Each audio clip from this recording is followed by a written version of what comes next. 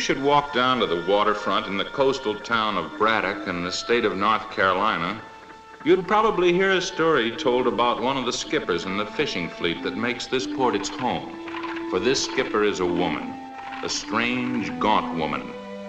And you can tell, even at first glance, that she is living somewhere in the past, as if even now she were suffering in atonement for all the tragic consequences of her willful acts. There was a time when Ruby was beautiful and alive.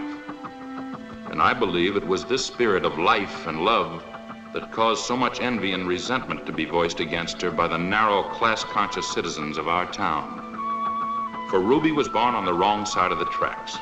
And though she struggled valiantly to overcome this stigma, the townspeople never let her forget it. I'd been in Braddock over a year and was still an outsider. They called me the new Yankee doctor. And then I met Jim Gentry, Braddock's richest man. Jim's wife was an invalid, and I guess he'd tried 50 doctors before he got to me. And somehow, right away, Jim Gentry and I became friends. On that bright September evening, Jim was taking me out to a hunting party at Judd Corey's hunting lodge. To a young and ambitious doctor, that should have been the main thing on my mind. But strangely enough, it wasn't. Does Judd's daughter live at the lodge? Oh? You know Ruby? Well, no, I've seen her in town. You couldn't miss seeing Ruby if she's anywhere above the horizon. Trouble was, I couldn't figure any way to meet her.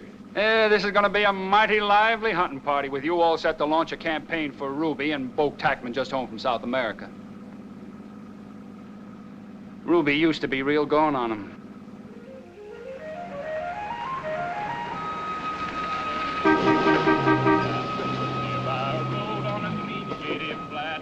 Betsy quite tired lay down to repose while his wonder eye gazed at his Pike County road.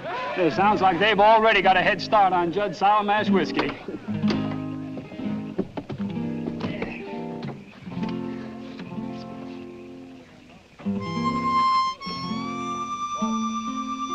Don't let it shake you, Doc. It's just anatomy. I never saw anything like it in dissection lab.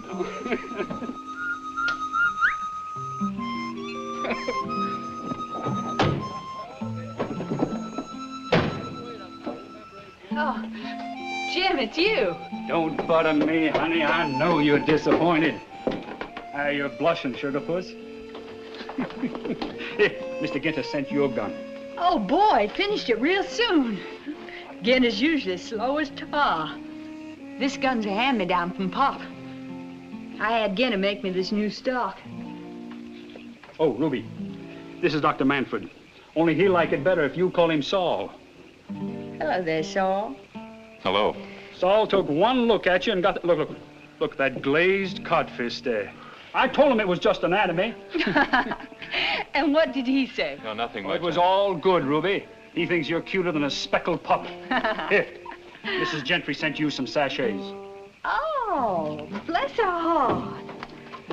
How is she? Oh, about the same. Sachets. Did you ever? My wife set her heart on making a lady of Ruby. Yeah, she didn't hold with the saying about making the silk purse out of a sow's ear. Honey, if you're a sow's ear, when you come right down to it, what would anybody want with a silk purse, huh? Mr. Gentry, sir. Well, we've been expecting you. This is Dr. Manfred, Judd. How do, Doctor? Oh, Judd? You're real welcome. Oh, just leave those things right there. I'll take care of them. Come in, come in. Get exactly what? Jewel. Yeah, Pa? Fetch those things off the porch. Corner room suits you, Mr. Gentry, Fine. sir? Hello, I have to Jewel. put you in one of the rooms outside, but it'll save me $5. Good. Ma Corey! Best cook in Carolina, Saul. Her food's pure sin. Hello, Ma. Get some glasses of ice for the gentleman. Tell Jewel to bring in some more liquor. Gentlemen, this is Dr. Manfred. Doc, the big moose is Clyde Pratt. Hi, Doc. Neil Falgren over here. Falgren. And Cullen McAuliffe. Any money you put in Cullen's bank, you can kiss goodbye. Jim's been doing a lot of bragging about you, Doctor. Oh, that's real I nice. want you to see this stock Ruby's got on her 30-30. Is that a dandy? Pearl walnut. A beautiful hunk of wood, Ruby. Yeah, I got it off the gatepost at the old Tackman plantation. I figured find as keepers. Yeah, must be the only thing out there that isn't underwater. I'd give my eye teeth for this stock. It's like every finish here. Yeah? Go ahead, Dad. I'll take the rest of this stuff.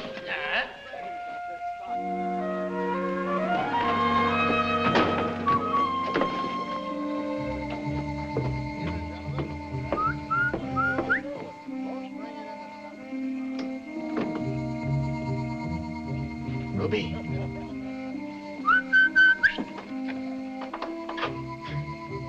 Where are you?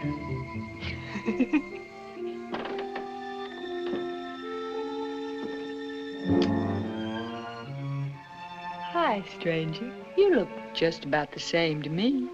You have me at a disadvantage. I can't see what you look like.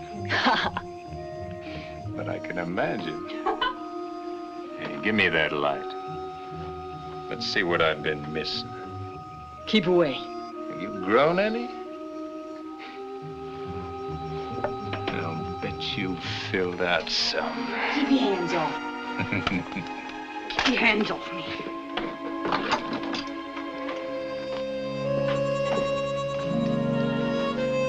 You little devil!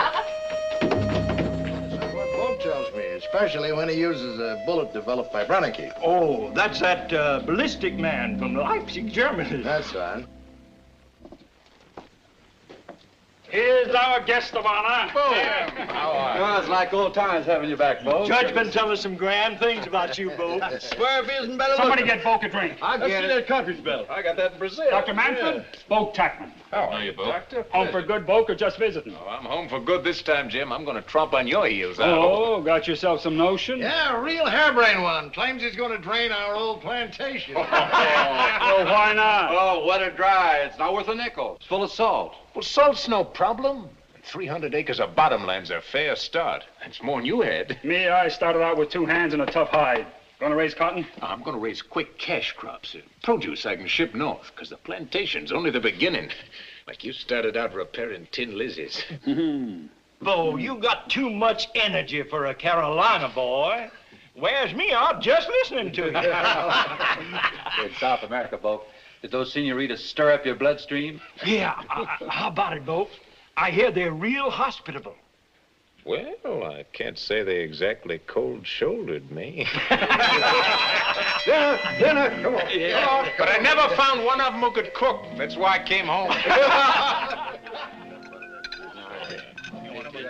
I saw a lot of it in South America, Dad. After they drain the swamps, they plow in chemicals. You can't eat this rich food without good whiskey to cut it, gentlemen. Nitrates. I've been shipping plenty to Panama. I know. I figured on getting it from you. Might have to get some of it on credit. Well, I suppose we can work that out. Jim starts out by selling you something on credit, and before you know it, you're running another Gentry enterprise. Smell that. More turns out the best there is. No doubt about it.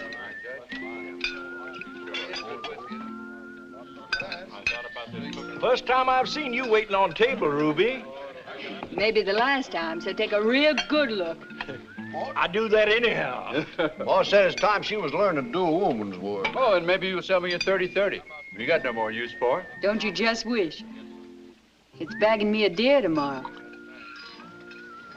Dad doesn't seem to think this plan's going to work, though, Jim. I can't sell him on it.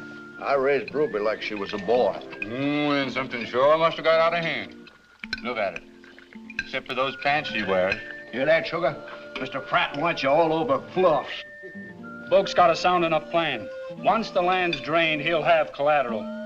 But he'll need capital to buy the pumps and equipment. Well, Boake's already talked to Cullen about getting a loan through the bank. Oh, he did? Will Cullen go for your notion, Boake? Well, he seems to. He said to drop in any time next week. We could talk the whole plan over, but... You little... Trying to brand him, Ruby? Sprinkle some hair on her, and she'd pass for a bobcat. Ruby. I'm in your corner, Ruby. Ruby, what's going on? Huh? Nothing, Pop. You're chasing after Boake Tackman again, ain't you? Inviting damnation for your soul. Dry up. He'll leave you flat. Same as before. I learned a few things in 5 years. Well, don't you think he's learned plenty, too?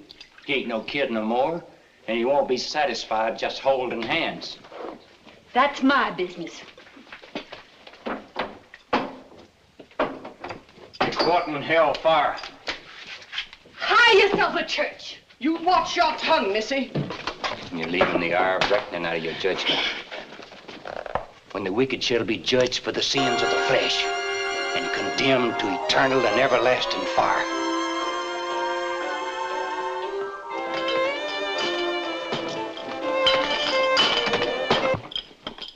Don't let him rile you, honey. Here, now, can't you leave those things? Come and sit down and talk to Jim and me. No. Pop's getting you up before daylight. You better get some sleep. We'll turn in pretty soon.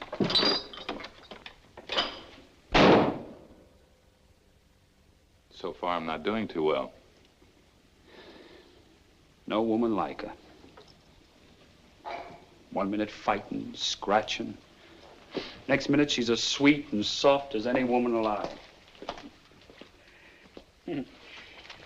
Guess I like her wild side best. Can't help being glad that Letty didn't really tame her. Oh, you didn't know. Ruby lived with Letty and me for a couple of years. When was that? While she was going to high school.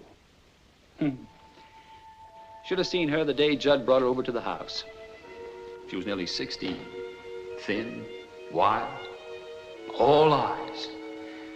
Judd thought I was a good enough friend to come to in time of trouble. That pleased me. There had been a beach party given the night before for the high school football team. Boake was the star fullback on the team and one of the most popular young men in the county, which is why, I suppose, he always seemed to think that Ruby should be his for the asking. But Ruby resented his taking her for granted, and so that night, when he tried to get fresh with her, she jabbed him with her oyster knife.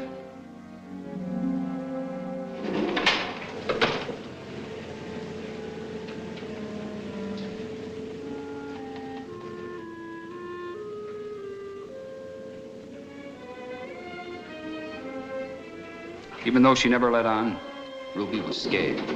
She knew somehow that she was in real trouble.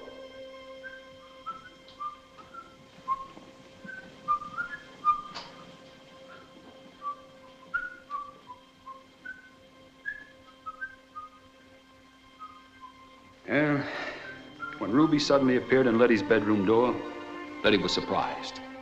She called Ruby over to her bed, and Ruby told her the whole story.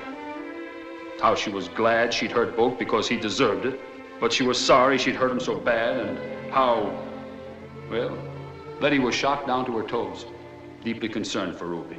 She rang her emergency bell while she told Ruby that everything would be all right. I came pounding into Letty's room afraid that something had happened to her. Well, she said Ruby was going to stay right here with us a while and no ifs or buts, so she could have protection and care a young girl needs. Not having any children of her own, Letty set even greater store by Ruby. Taught her how to dress, how to act toward the servants, how to manage a big house. Taught her all sorts of nonsense. Then Ruby finished high school and Judd needed help, so he fetched her back to this. So maybe we weren't as kind as we meant to be, training her for a life she can't have. You see, Ruby doesn't belong. You mean socially? She's from the wrong side of the tracks. You mean to say in this day and You're age... forgetting where you are, Doctor. But that's absurd. It's worse than that. These fools are so full of pride about who they are, about their fine old family names, so blind but conceit over nothing, they can't see what she is. How wonderful it... She is indeed.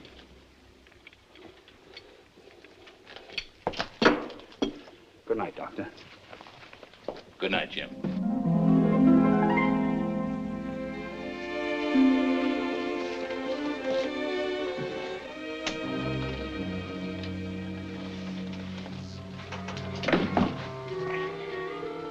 Ruby, Go away, Boake. I mean it. I bet. I saw how you looked at me When? before you turned wildcat and mocked me up. If your face hurts, there's some stuff in Pop's medicine box. Go away, Boake. Ruby, who you be hunting with tomorrow? Doctor, I suppose. Take him up toward the ridge. When you get him to our place, get rid of him. Ruby, will you? Maybe. Maybe I will. Maybe I won't. Ruby.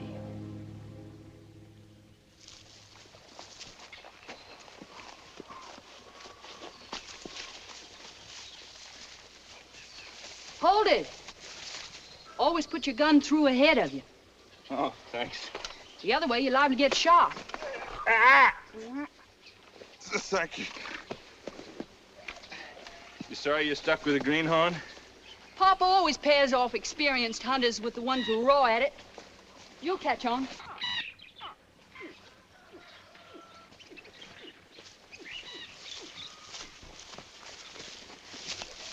That's the trail to the swamp. Good place if we were after birds. They come there to feed. But you want to shoot them when they're flying toward high ground. Why's that? Try getting a bird out of that muck, it'll swallow you. It's tree deep and soft as pudding. Beautiful. It's not good for anything. But I guess it is beautiful.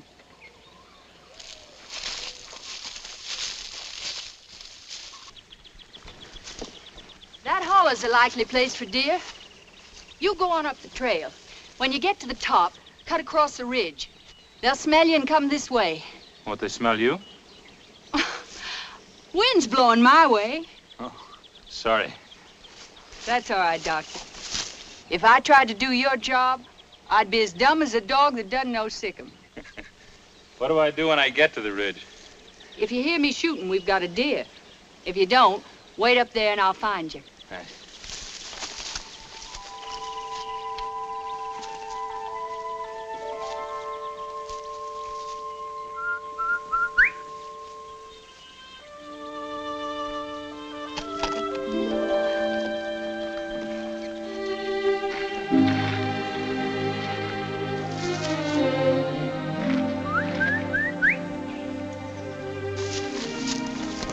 Long time getting rid of it. Maybe I like the doctor. Like.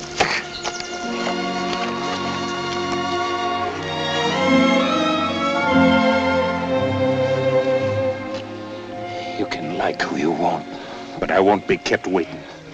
I've done some waiting. Boake, you don't know. You can have South America. You can have the whole world. This is for me. What, Boake? Hill country liquor, tidewater cooking, and North Carolina women. Like I always said, there's nothing like a dame.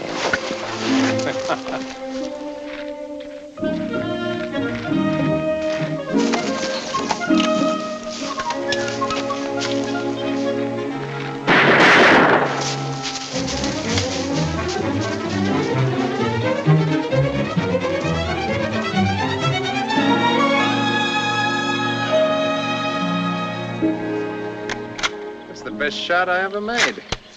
Naturally, I missed. He was shot twice, a couple inches apart. Hey, 5-pointer. He's a beauty. So are you. No, Boake. And no more games, Ruby. You're gonna get it straight in your head, Boake Tackman. You can't come back here and treat me like part of the scenery. I'm not just a North Carolina dame. You know I'm crazy about you. Along with deviled crab and moonshine whiskey. I remember the way your hair smelled. How it felt to put my arms around you. What a crazy, beautiful kid you were. You remember all the lies they told about you and me? How your family and all those snobs were so dead sure they knew what was going on. Well, they were wrong then, and they're still wrong. You're so pretty when you lose your temper and your eyes start blazing. Hey, why don't you give up, Ruby?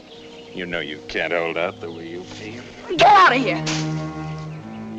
I swear if you don't get out of my sight, I'll blow your head off.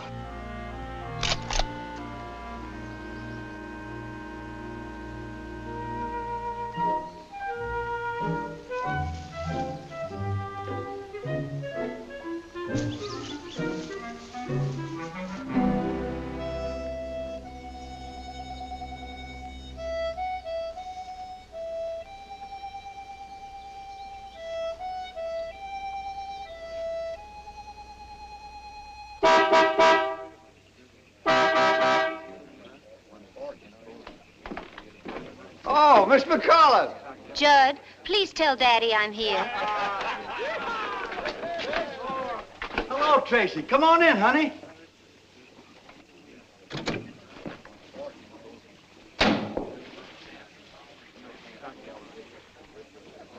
It was about 20 yards up the slope. Then, just as I fired, the wind came up. That old alibi. To help me. I didn't even see the one Ruby got. Hello, Clyde. Tracy, honey. My goodness, Neil, you look like a bear. Hello, dear. Hello, honey. Well, heavens, you don't have to stand. Sit down. Oh, Tracy. Oh, hello, Rube. Hi, Tracy. This is my daughter, Tracy, Doctor. Dr. Manfred, honey. How do you do? Oh, Vorges told me all about you, Doctor. Our cook. You delivered her grandson, and she says you're wonderful. Thank you, Miss McCullough. Ready, Bo? All set. Here's yours, Dad. Oh, thanks, boss. My, you smell awful woodsy, darling. I came to fetch my men early. I knew they'd be dirty from head to foot, and I want them to look nice for my party. Hello, Jim. Hello, Tracy. The rest of you can take your time. If you're there by 9, I'll forgive you. We'll be there. Oh, Dr. Manfred. It's a little supper dance at the country club. Sort of a welcome home party for Boake. Please come. Well, it's not as dull as it sounds, Doctor. If Braddock's the same old town, come sunup, you'll be riding home with nothing but a head. I'm sorry, I'd like to, but I have an engagement. Oh, well, another time. Well, so long. We'll Bye, see you boys. later. Take care, Tracy. Here's the club, fellas. Sorry, Tracy. Goodbye. Bye. Come on, fellas. Well, nice girl, Tracy. Got brains, breeding. Yeah, brains and breeding. Well, nothing been said yet about the getting engaged, but Cullen and I are all for it.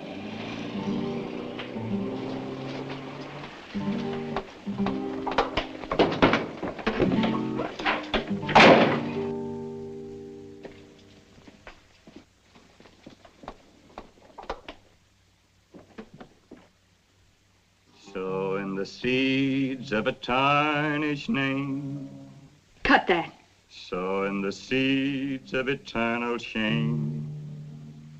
Oh, what will the harvest be? I said you cut that.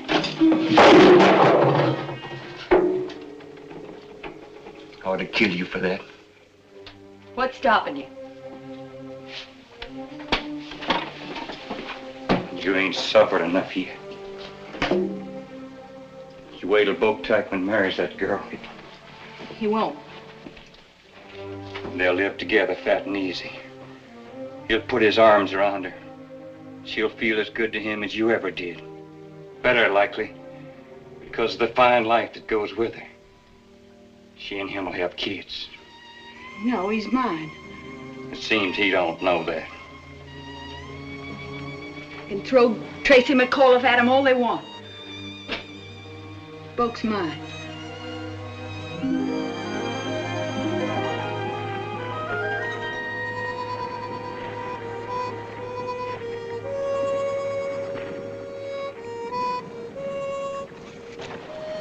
Why so quiet, sugar? We going fishing? What's the use? They're not biting. Not biting? Come on, honey, give me a hand cleaning up this tackle box. Ruby, there ain't a fish in the world won't bite if you go at it right. Not for me, they won't. Honey, you gotta figure like your old man. All these little fish that hang around near the shore, they're not for you and me. We're after the big ones. The big ones you gotta go after. Out there, where the water's deep. When we get way out yonder, you'll see old Mr. Fish. He come wiggling along, fat and sassy. He's had the pick of the lot down there, see? All of a sudden, he looks up and sees something different. Pretty soon, old Mr. Fish can't stand it any longer. He's got to have a sniff. And then, kaplunk! Your wheels in your reel right fast, you got him hooked. Yes, sir. That's all there is to it, baby. At the right time, give him the right bait.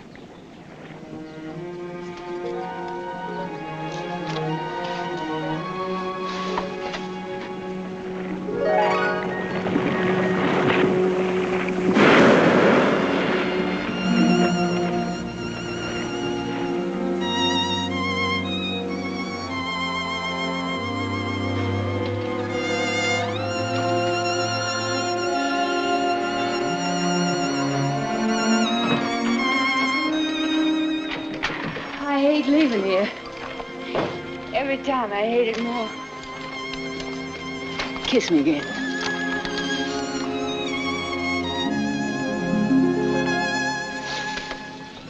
Oh, I left my sweater.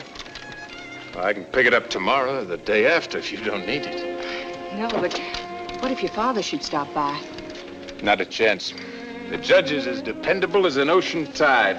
He moves out here the first Monday in June and goes back to town the morning after Labor Day.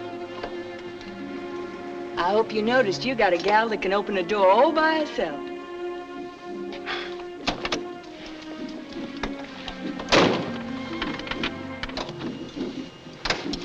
Hey, listen. That's the new pump. The big one. Salt marsh for 50 years. Now there's 100 acres planted and 100 more almost ready to plant. You'd think nothing would ever grow. Wait and see. When I get the pump and the nitrates paid for, that land's gonna grow fleets of trucks, barges, cannon factory. Boake Tackman, empire builder. Sounds like a big heart beating. It is. It's my heart. Oh. What about me? You really think you can compete with a man's work? Come on. It's nearly morning. Stars are fading. Boake, drive me back along the beach.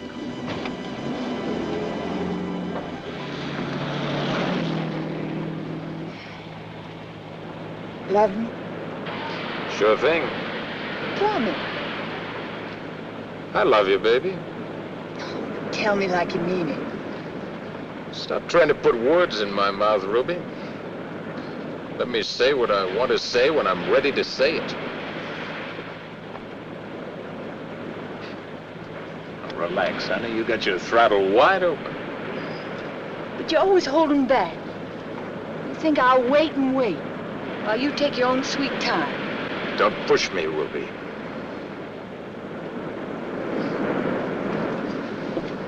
Who's pushing? You and that one-track mind of yours.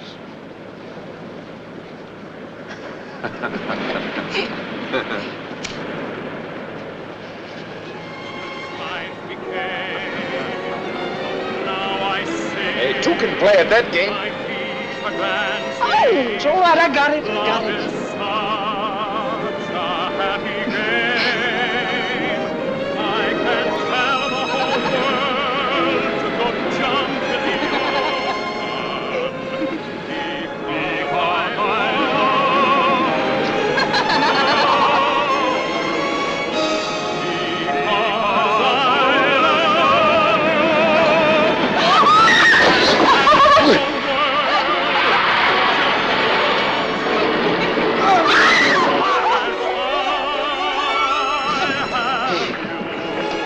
Come on, the 5 o'clock bell is about to leave for the mainland.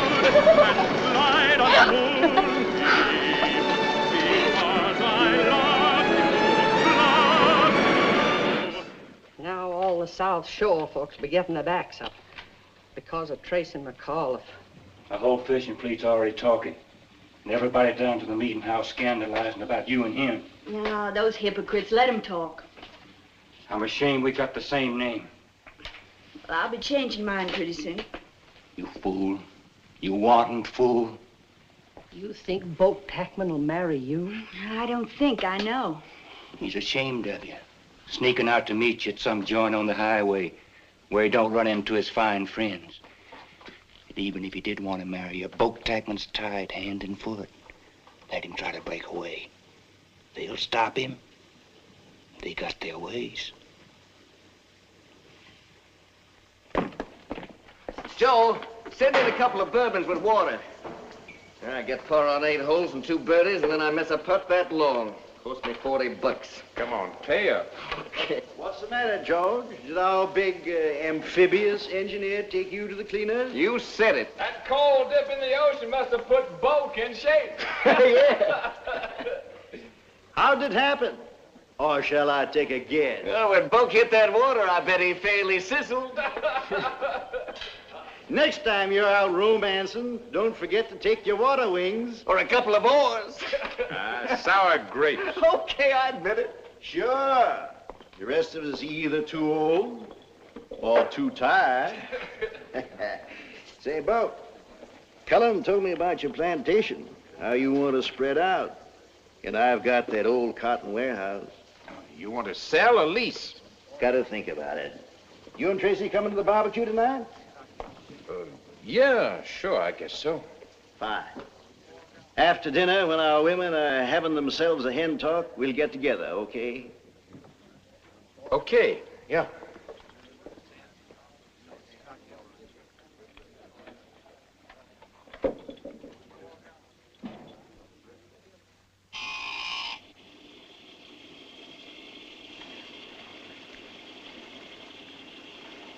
I read in the paper where you went to a party at the McAuliffe's. Yes.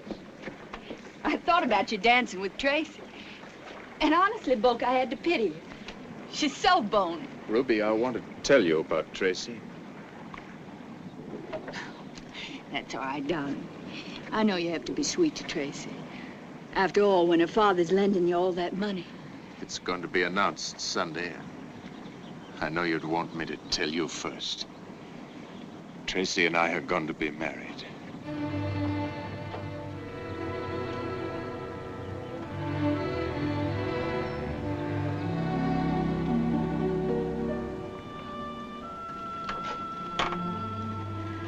Our families have more or less planned it since we were kids.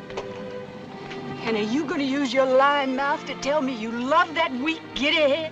Ruby, with you, it's been so sweet and wild and crazy. But when it comes to settling down for the rest of my life, you see, I like the little corner of the world I was born in. I like everything about it. Including Cullen McAuliffe's money? The money's part of it, so I can do the work I want to do. You can get a job, and I can work. We don't need the McAuliffe's money. Ruby, I'm not talking about earning a living. For 100 years, the Tackmans have been sliding downhill.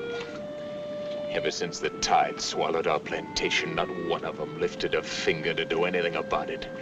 Setting out their lives in verandas, sopping up bourbon whiskey, like my dad. I'm not gonna end up like him. I'm gonna do things that'll shake this whole town awake. Change the whole tidewater. Things I can be proud of. Like marrying somebody you don't love? Well, there's all kinds of love, Ruby. I've known Tracy so many years. It's not like you and me, no. But Tracy's gentle. She's bright as a dollar. Yeah, I know. She's got brains and breeding. Both of you. Like a pair of pedigreed hounds.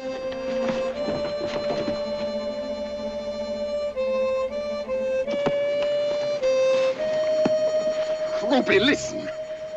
It's not the end of the world. I'll still be around. I won't be tied hand and foot. We can still see each other. You'd do that. You'd come to me on the sly. You'd try to make me... Ruby, I didn't say that.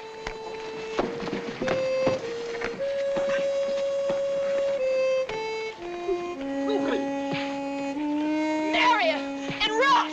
And don't ever come sneaking back here. Stop, you! Let him go. If anybody's gonna kill him, I am.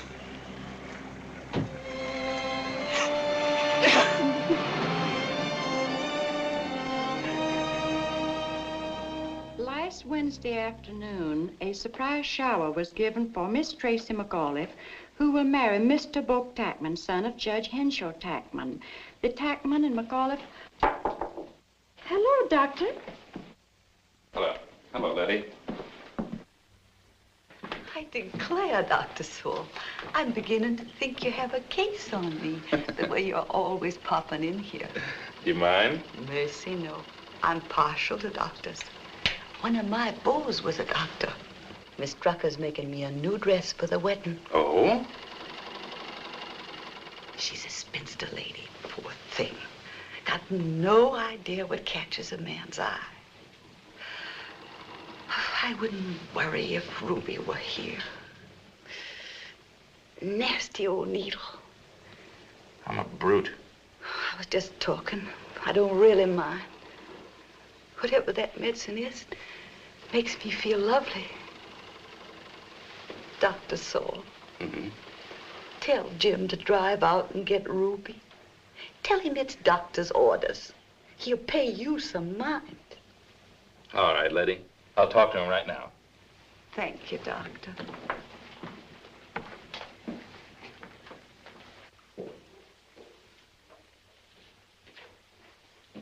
Oh, hello, Saul. Jim? Hey, haven't you noticed a change in Letty the last couple of weeks? In what way? Well, seems to me she's a lot livelier.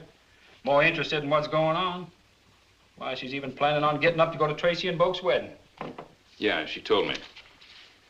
She wants you to drive out and bring Ruby here. I know, she asked me, but it'd be torture for Ruby with all that talk about the wedding. Letitia's dying, Jim. This change, you notice, is something that often happens just before the end. Sudden resurgence of energy, like a dying tree sometimes has a final burst of bloom. Just want another doctor's opinion. No.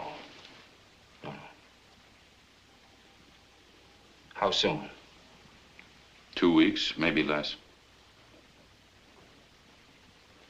I only hope and pray she doesn't suffer. Well, it'll help if Ruby is here. Oh, no doubt about that. It's the kind of dress that bowls men over. Makes all the women green with envy. Letitia, I swear you got the figure of a girl. May I have this dance, Letitia? Da-dee, da-dee, da-da, da-dee, da-da-dee. You're light as a feather, Letitia. Da-dee, da-da. Miss Letty. Miss Letty. Lie down. Please, give me the button.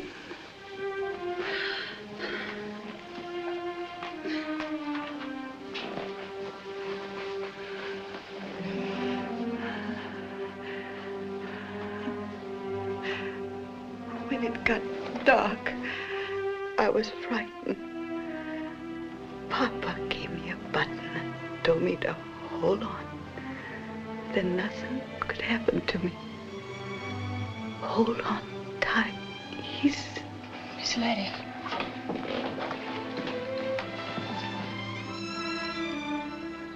Did you notify Mrs. Gentry's cousins up in Raleigh? Cousins, aunts, nephews, nieces. Anything else I should do? You going to order the flowers? Then everything's taken care of. I just realized again how extraordinary you are. Thank you, Doctor. Not only because you're beautiful, you're so unpretentious and honest. You mustn't pay any attention to these people. This is a stuffy, snobbish town. It's the only place I know. Someday somebody will take you out of it, and you'll see... Ruby, I think you're wonderful. Thank you, Saul. Goodbye. Goodbye.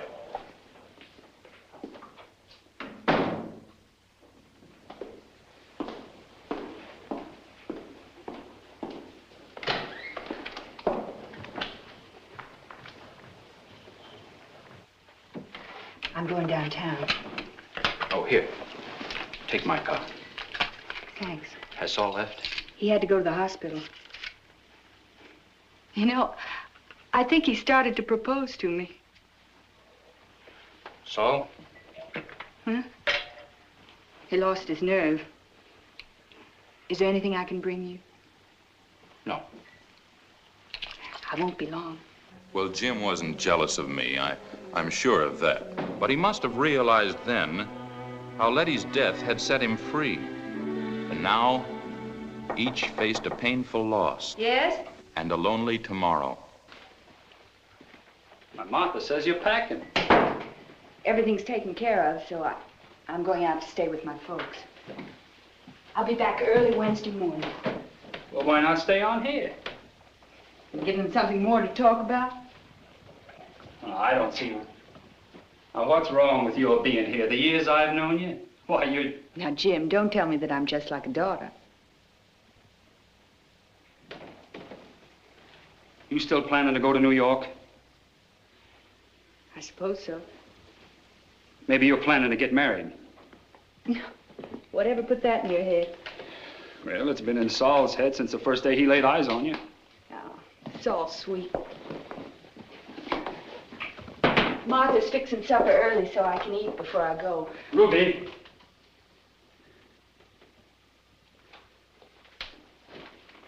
Heaven knows what you'll do. Running off, getting yourself tangled up with somebody. Don't worry about me, Jim. Now, I don't want to lose you. You and me are the same kind of people. As far as this town is concerned, we're mongrels. Even Letty was out of my class. Well, Letty was sick for 8.5 years. For 8.5 years, I didn't have a marriage, but I stuck it out. And I was going to wait a while before I asked you. Well, I'm asking you now. Mrs. James Gentry. That would really give them something to talk about. Oh, forget them. They'd say Boake Tackman wouldn't have me, so I hooked you to get your money. Anybody talk about my wife, I'd break them in two. They'd wonder if I was still mooning over Boake. And they'd talk about it. And after a while, maybe you'd start wondering too. Oh, I've seen you hunting fish, Ruby, and I never saw you cry about the ones that got away. Go up to New York if you want to. I gotta be there on business next month. We can be married then. All right, Ruby? All right, Jim. Boake and Tracy were married in the traditional manner to which Braddock was accustomed. And then, without telling his secret to another soul, Jim went to New York and there made Ruby Corey his wife.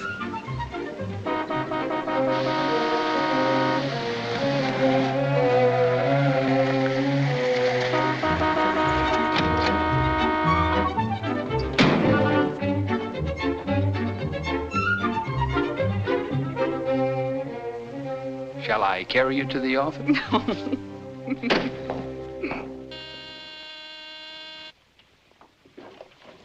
Yes? Mr. Falgren and Mr. Biffle are here. Oh, fine. Send them in. They got here so fast, you'd think they were working for you. Well, in a way, they are. Good to see you, Jim. Thank you. Howdy. What's your big news? I'll lay odds it's that assembly plant. It's bigger than that. Gentlemen, I want you to meet Mrs. Gentry. Ruby? Ruby and I were married last Thursday in New York. Well, congratulations, Jim. I mean it. I'm sure you do. Yeah, it's not good for a man to live alone. I'll run it front page tonight if you say so, Jim. That's why I called you over. Any sort of statement you want to make? You can say we're both very happy and we're glad to be home. And we can sure say the bride's a beauty. Let me tell you, Mrs. Gentry, you look like $1 million. I've seen $1 million, and believe me, Ruby looks a whole lot better. Yeah. Well, I better hop back to my office before they run off the paper. Yeah, I'll run along, too. Oh, one more item. You might want to say we're going to give a party real soon. End of next week. Okay. So that all my friends can meet Mrs. Gentry. You two gentlemen are invited. And your wives. Well, that's nice of you. Right, Sugar? Very nice. Thank you very much, Mrs. Gentry. We'll sure be there. Couldn't keep us away.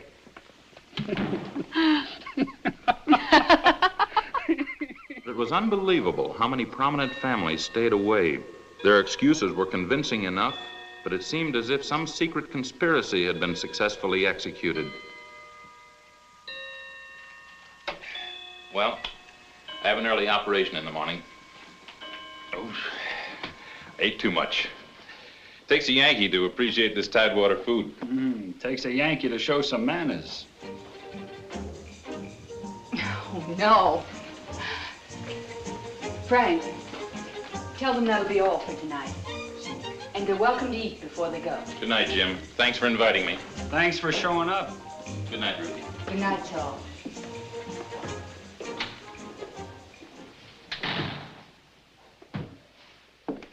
Forget it, Jim.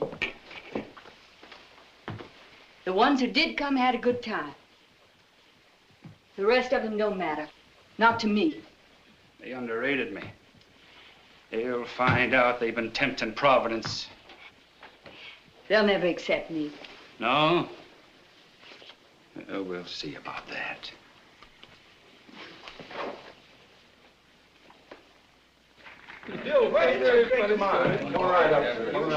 Jim Gentry, how long is it you've been a member of this country club? Why, nearly 10 years. 10 years? Blamed if I ever saw you before one of our Saturday night brawls. Well, the penalty and reward of having a young wife, gentlemen. Oh, there's the next dance. I better get out there. Ted. Yes, sir. Ruby said if she was stuck with Grandpappy Stafford for more than one dance, she'd scalp whatever hair I had left. And that I want to keep. Thanks for the drink, Jim. Oh, hello, Doc. Neil, how are you? Good to see you.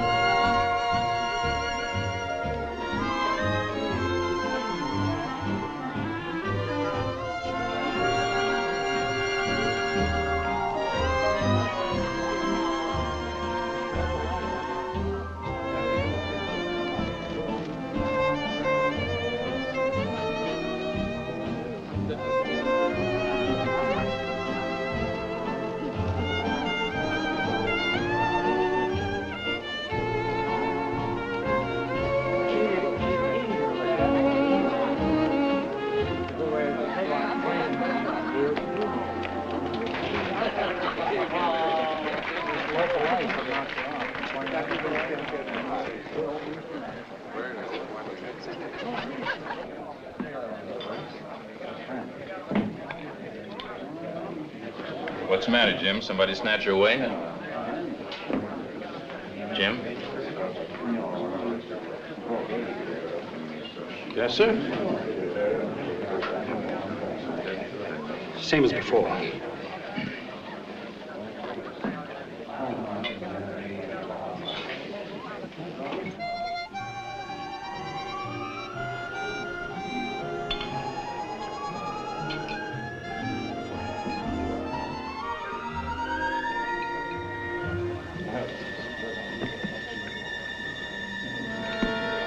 Jim?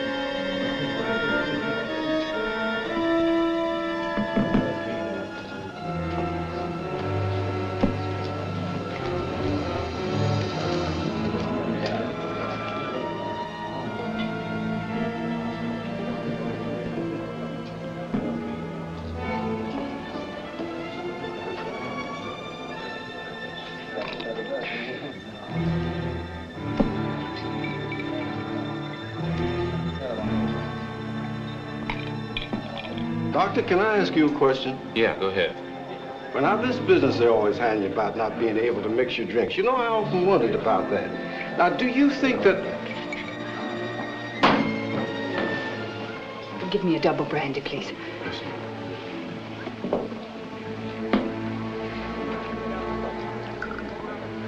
And please put some ice in a towel.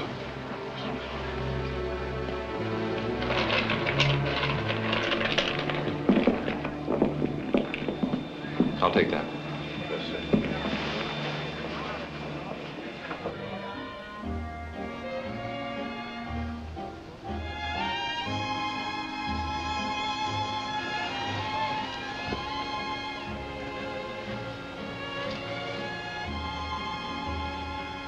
Here, drink this.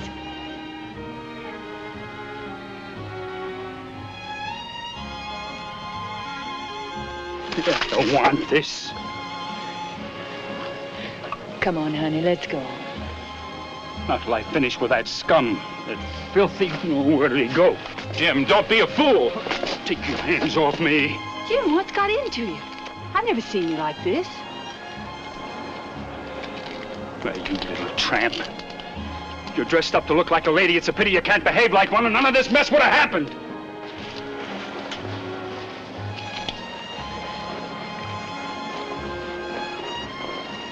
Ruby!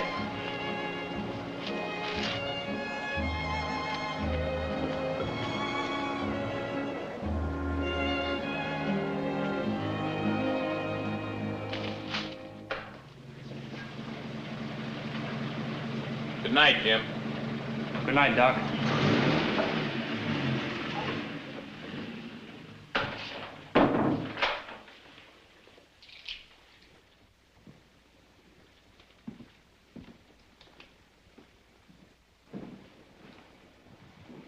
Ruby?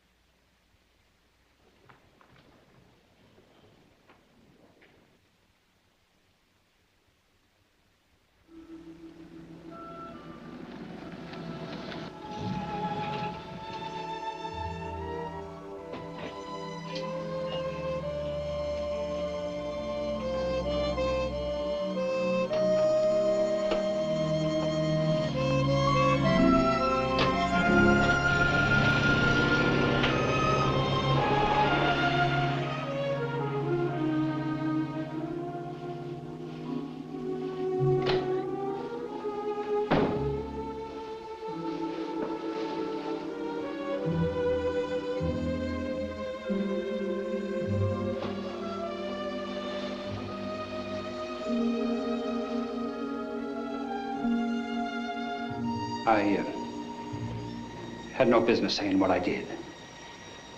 I'm sorry. Well, Jim, we... No, not now. Well, tomorrow's another day.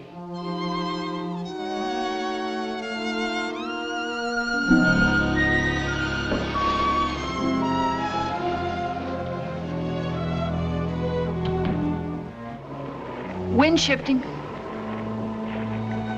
Jim, when are we going to talk? About what? About last night. Isn't that what we came out here for? I wanted to be alone with you. That's all. But how can you forgive me if I don't tell you? I don't want to hear. I didn't mean to hurt you. I didn't even think until after. I don't want to hear anything. If you saw him first, or if he saw you, or if he asked you to dance. I don't know how it happened. All of a sudden, Boake was there, and we were dancing, and it seemed like we both forgot there was anybody else. Don't, Ruby. When I married you, I knew all about Boake. I would have been crazy to think that he still didn't mean something to you. Jim, what is love? I've been so happy with you.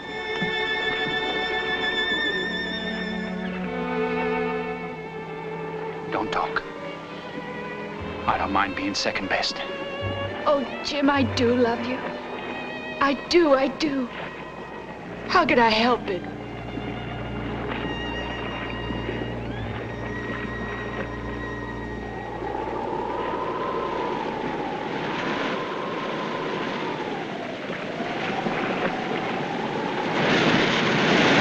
Are you cold? A little bit. I'll get you something to drink. Thanks.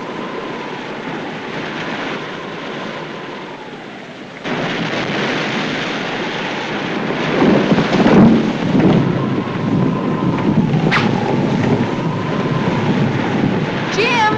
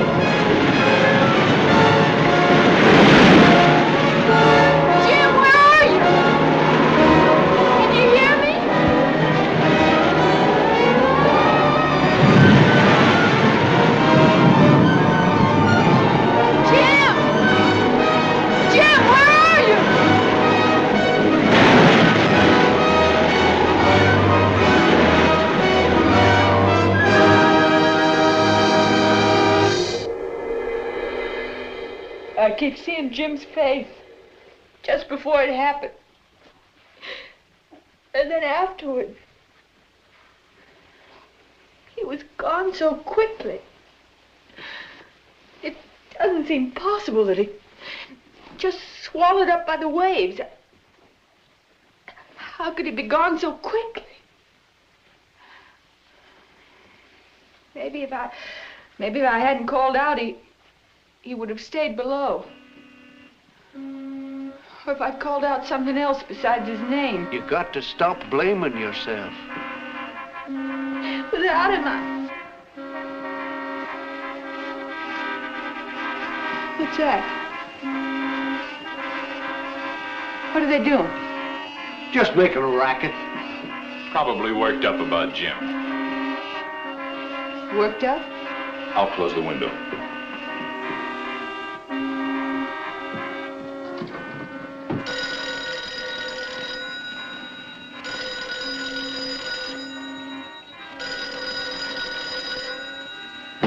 Hello? Murderer. Who is this? Murderer. Murderer. Somebody calling me a murderer. Hello. Who is this? I'm going to have you reported to... They think I killed Jim?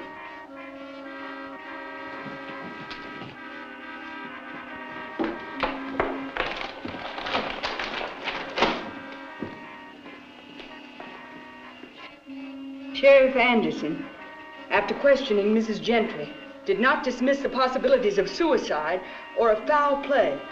He said he was forced to accept Mrs. Gentry's story since there were no other witnesses to the tragedy. However, he mentioned reports of domestic difficulties in the Gentry home and said that Mr. Gentry, only the night before, engaged in a fist fight because of Mrs. Gentry's attentions to another man.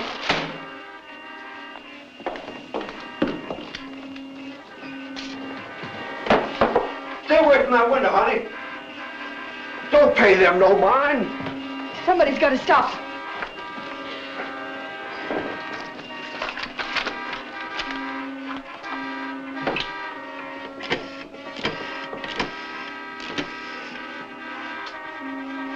Braddock Times? This is Mrs. James Gentry. I want to speak to Mr. Neil Falgrave. Hello, Neil. Neil, you don't really think that Jim killed himself? Or that I could possibly... Everything I told the sheriff was true. It was all lies, that story you wrote. And after the brazen show you made of yourself the other night, I'd say you're getting off easy. Sure I was Jim's friend. But let me tell you something, Ruby. When you sashayed in from the swamps thinking you was good as anybody, his friends should have sent you packing before you could hook him. And if we had, he'd still be alive. Tearing through the driveway. That's trespassing on private property.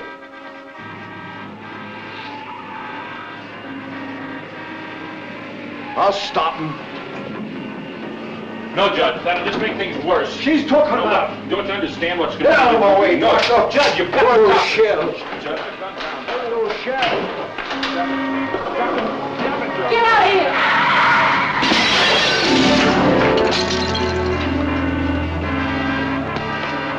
You all right? I'm all right, Doctor. But a lot of people in this town are going to be sick. Jim had always used his money wisely, but Ruby was out for blood.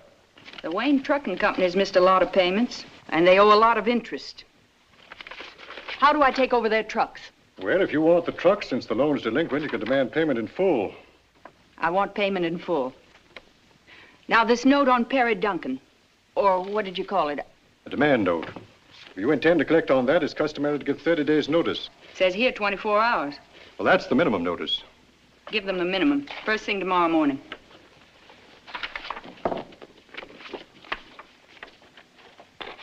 How did this get here? Didn't Cullen McAuliffe loan money for this? Oh, Boake Tackman's note. The Fair County Bank did make the original note, but Mr. Gentry took it over from them. Mr. Gentry thought it a very promising project. Do you want to demand payment on that, Mrs. Gentry? Neil Fulgren. Can I take over the Braddock Times? With a writ of attachment? Well, from a business standpoint, I'd advise against it. Can I take over the Braddock Times? Naturally, you can, Mrs. Gentry. You can also take $1 million and make a bonfire out of it. Have that note or writ or whatever you called it served on Mr. Fulgren first thing tomorrow morning.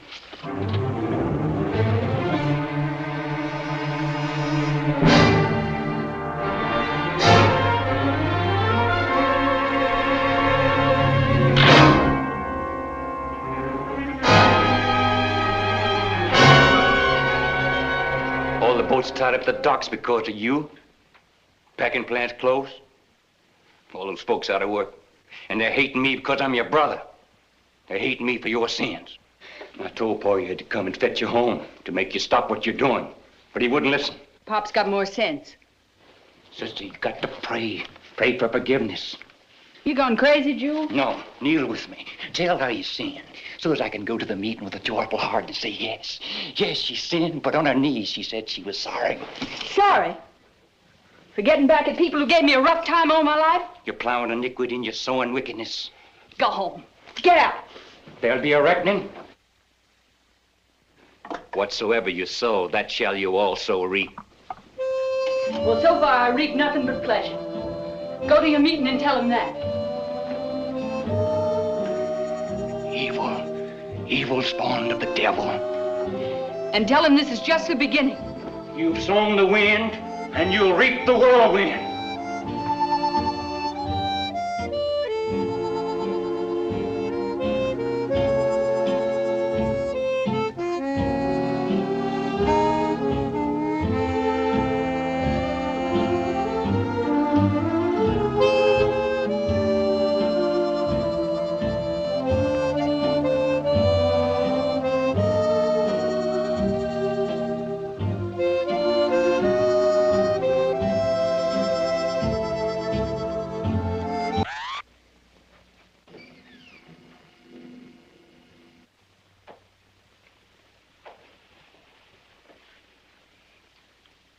Well, Bo, I expected you a couple of days ago. Well, I've been staying out at the project. I didn't get your letter till this morning. I got here as quick as I could. Didn't even stop to dress for the occasion. Oh? What occasion? Calling on a beautiful woman. Would you like a drink? Sure. I was hoping you'd come to see me without being asked. Well, I thought of it. Well? I was afraid you might have blood dripping off your clothes.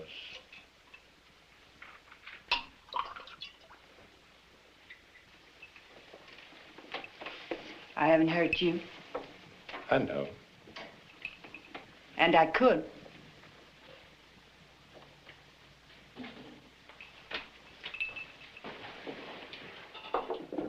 Do you know why I asked you to come here? Probably it's my turn, and you want to see if I'll crawl. For old time's sake.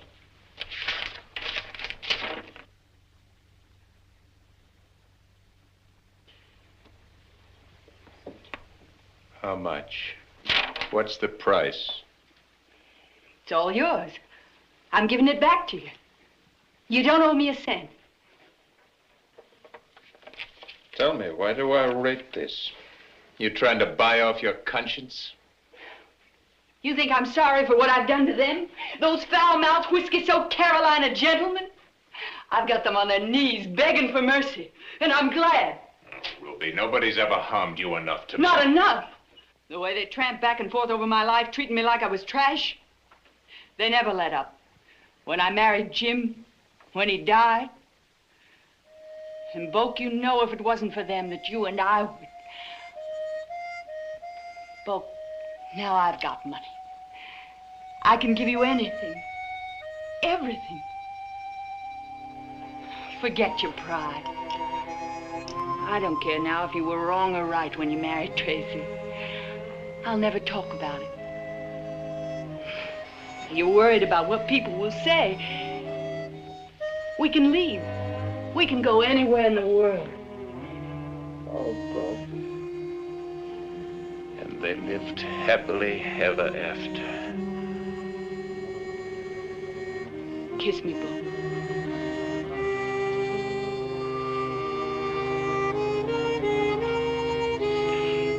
You still feel the same. That's right. Exactly the same. There are things you can change with money, Ruby. The way you fix your hair, the way you dress. You can buy houses, dogs, guns, cars. You can even buy some people. You can buy a lot of things with Jim's money, Mrs. Gentry. But you can't buy your way out of the swamp. And you can't buy me.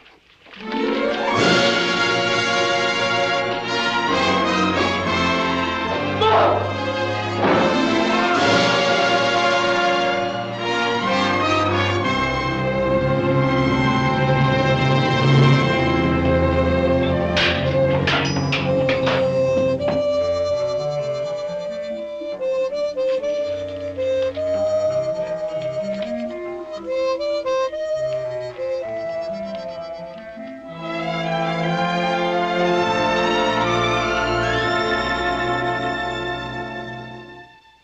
Boake had told her himself how the land had been salt marsh for 50 years.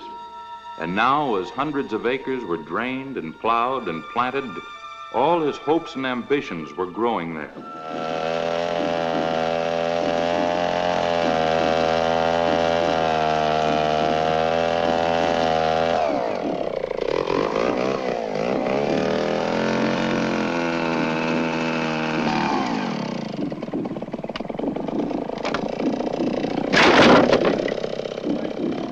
Will you be putting up your own sign, Miss Gentry?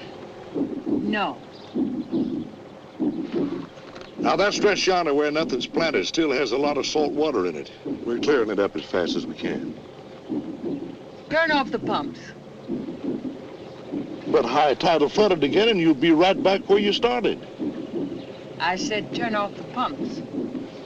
I can't do it, Mrs. Gentry, unless I know for sure that...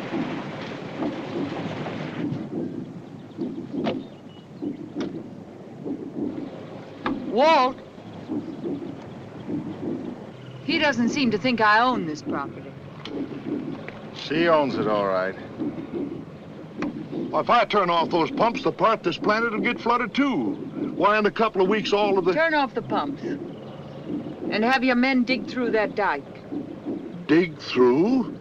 A good wide ditch. I don't want to wait a couple of weeks.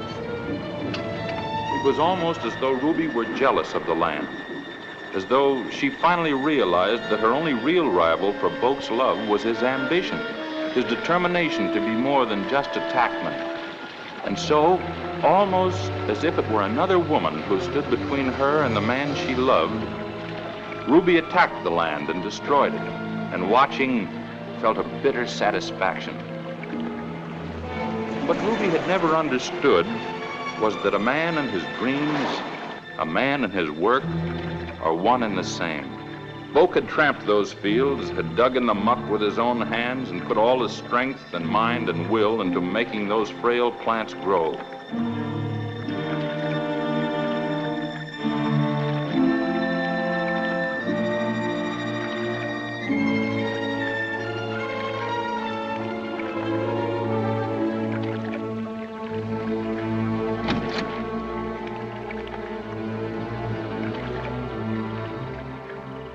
Got a cigarette?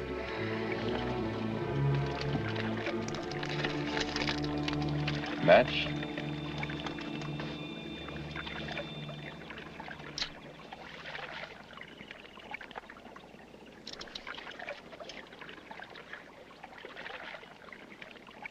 Let's get out of here.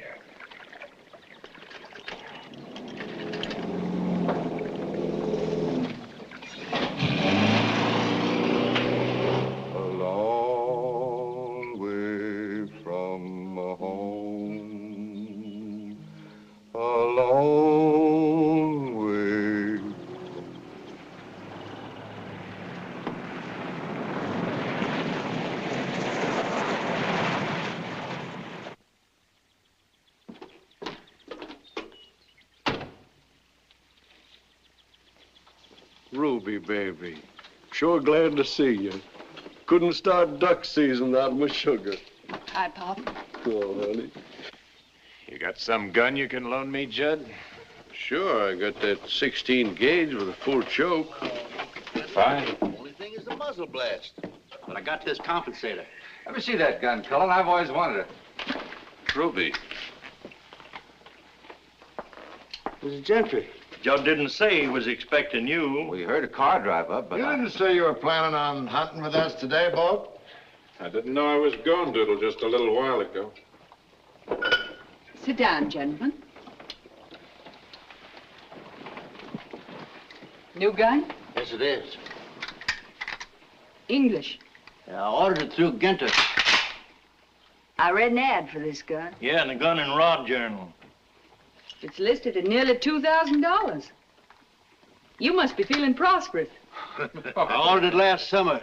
That was back in the palmy days. But I made up my mind I was going to hunt with it once before I put it up for sale.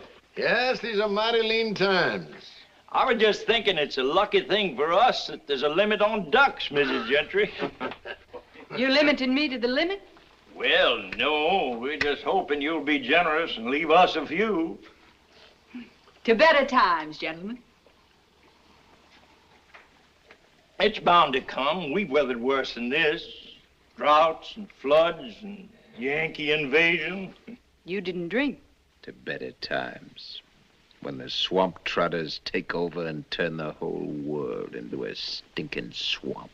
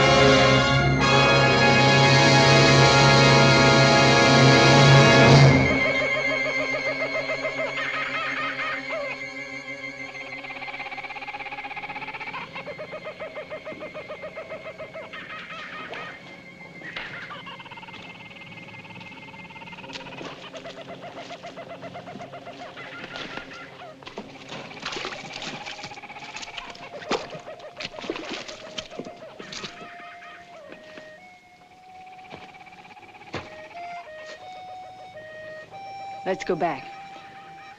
What's the matter? Don't you like it here? Maybe you're afraid. Of what?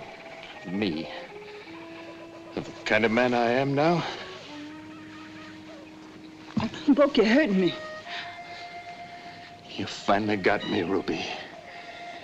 You got me where you want me. But you don't like it, do you? I don't mind you taking the land. But why did you have to scuttle it? Why do you have to ruin everything you touch? Oh, Boake, I loved you so much. Ruby, it's good to see you afraid.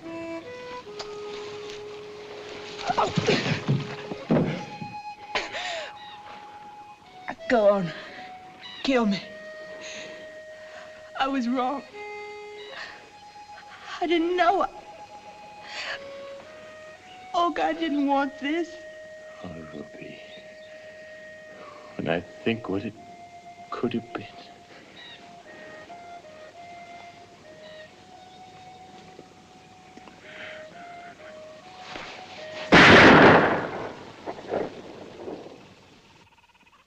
They shall be bound together and thrown into a fiery pit. It's Jewel. Woe unto her and her iniquity. Get over there behind there. Incense she burned, and she decked herself with pearls. I can't tell where he is. Come on, through here.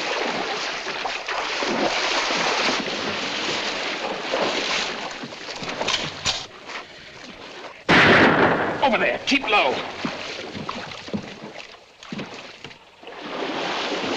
Down there. Under there.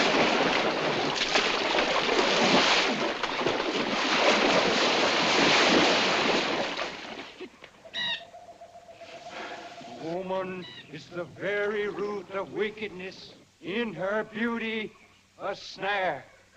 The Lord strengthens the hand of the righteous to strike down the sinner. Joel, you going crazy?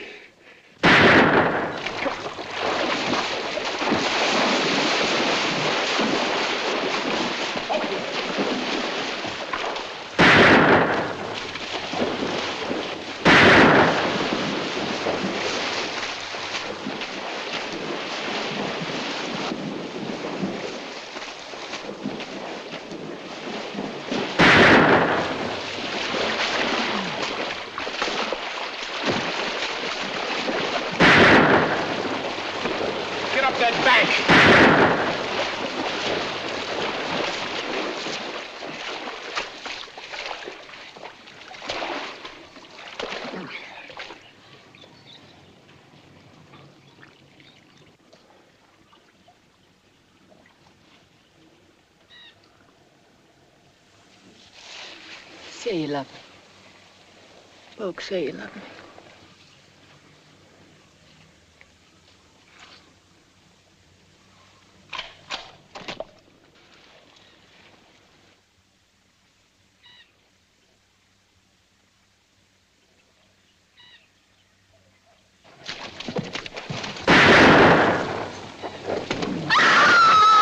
The wages of sin is death.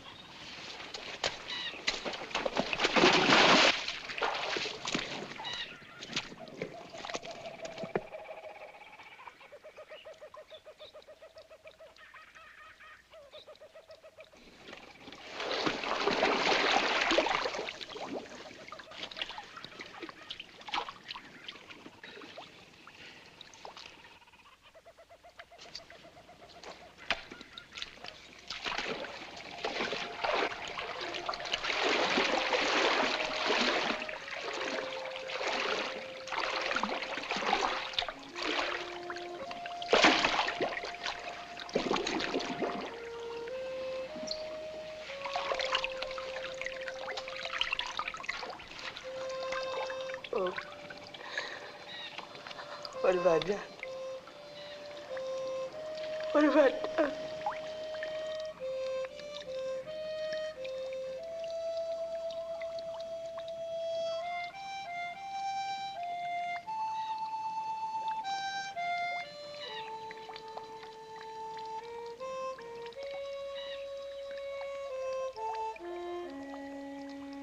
Yes, Ruby Gentry was born on the wrong side of the tracks, and the people of Braddock never let her forget it.